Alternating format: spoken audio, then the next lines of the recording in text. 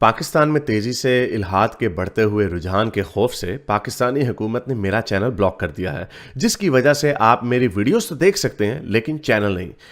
इसको दूर करने के लिए आप YouTube पर अपनी प्रोफाइल पर क्लिक कीजिए और अपनी लोकेशन को पाकिस्तान से बदलकर कोई और मुहज्जब मुल्क जहां आज़ादी सोच पर कोई पाबंदी नहीं उसे चूज कर लें। अगर आप आईफोन यूज करते हैं तो इसी तरह अपनी प्रोफाइल पर टैप करें, फिर सेटिंग्स में जाएं, फिर जनरल और फिर लोकेशन से कोई अच्छा सा मुहज्जब मुल्क चूज कर लें।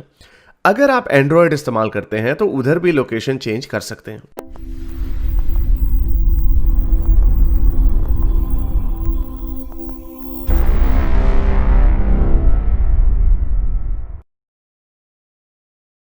हाँ जी सलमान, हाँ जी भाई, बोलो भाई। हेलो, बोलो कैसे भाई। हो सर? जी बिल्कुल ठीक है।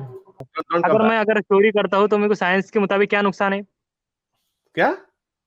अगर मैं चोरी करता हूँ या किसी को गाली देता हूँ तो मुझे नुकसान क्या है साइंस के हिसाब से?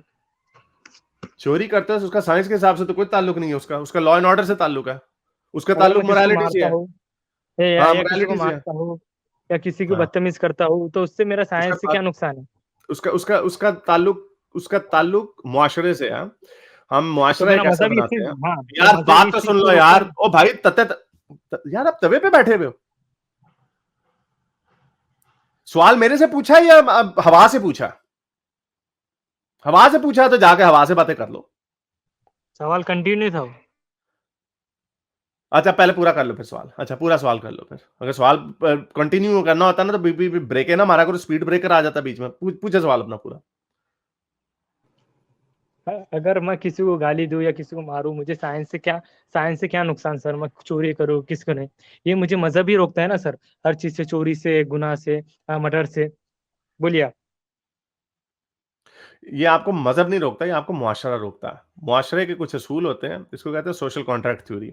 ये इंसान की सोच से निकलते हैं, इसका ताल्लुक साइंस से नहीं है, इसका ताल्लुक मजहब से नहीं है। जब से इंसानी मुआशरे बनना शुरू हुए हैं, लोगों ने कुछ इकदार बनाए हैं, कुछ असूल बनाए हैं, फिर वो जैसे जैसे मुआशरे आगे बढ़े हैं उन्होंने उसको कानून की शक्ल दी है।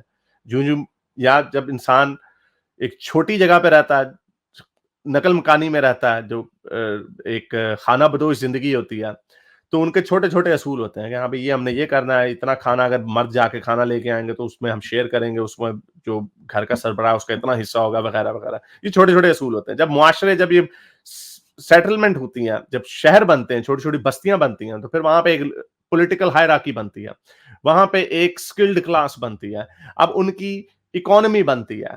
ये सारी चीज़ें साइमल्टेनियसली इवॉल्व करती हैं और उसके साथ साथ आप फिर असूल बनाते हैं। अगर आपने कभी कोई बिजनेस खोला हो ना, कोई कंपनी खोली हो, तो ये आपको इस चीज की बड़ी आसानी से समझ आ जाएगी। एक बंदा कंपनी खोलता है, अच्छा जब उसने 10 बंदे खड़े रख लिए, एम्प्लॉय काम बढ़ गया, एम्प्लॉय बन गए, उसके साथ साथ वो अपने कंपनी के असूल वजह करता रहता है। उसका ताल्लुक मजहब से या किसी और चीज से नहीं होता, उसका ताल्लुक प्योरली रिक्वायरमेंट होती है उस कंपनी को चलाने के लिए।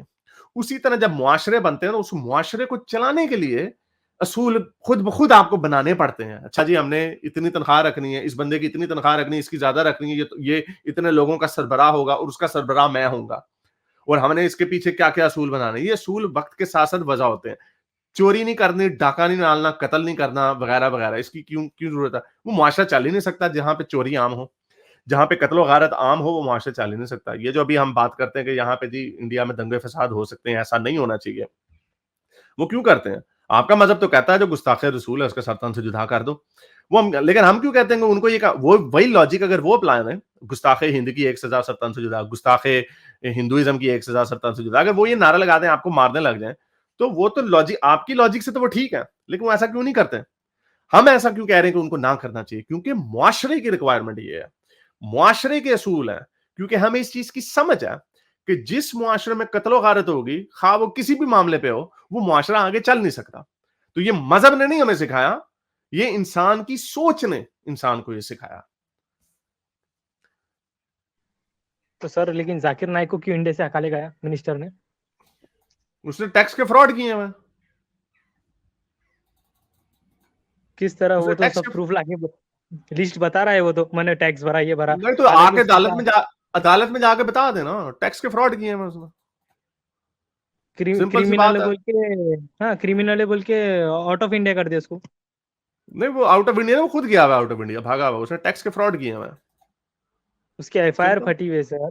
हालांकि हाँ, तो पूरे फटी हुई मुंबई है में ना। पूरे, हाँ, मिस इंडिया में सर लाखों पब्लिक आती थी उसके बयान पे, तो लाखों फिर पब्लिक आती थी, कोई चैलेंज करने वाला नहीं तो है ना वो टाइम पे।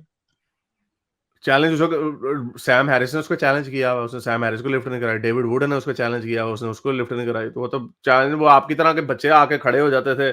और एक लड़का है मेडिकल डॉक्टर का, उसका एवोल्यूशन का पढ़ा हुआ, जाके क्लिप देखना, उसने एवोल्यूशन की धज्जियां उड़ा दी थी और उसने उसको बोलने का मौका भी नहीं था दिया। तो जाकिर नालायक तो एक निकम्मा आदमी है, और वो तो इस्लामी, उसको देवबंदी और बरेलवी भी नहीं उसको तो सही मानता है। तो भाई अपने आप को जाके, ये जो भी, बहरहाल एक सवाल आपने पूछा था, उसका सवाल का जवाब दे दिया। और ये जो कैसर राजेश राजे की जो डिबेट है, उनको कहना मुझे मुझे कांटेक्ट करें, हमने कैसर राजा को काफी शोहरत दे दिया जितनी उसको मिलनी थी। और उसने उसामा बिन लादेन को भी सपोर्ट किया हुआ, जो जाकिर नालायक है। मेरे इस नेक काम को जारी रखने के लिए मुझे पेपैल या पेट्रियन पे जरूर सपोर्ट कीजिए, ताकि मैं अपना पैगाम ज्यादा से ज्यादा लोगों तक पहुंचा सकूं।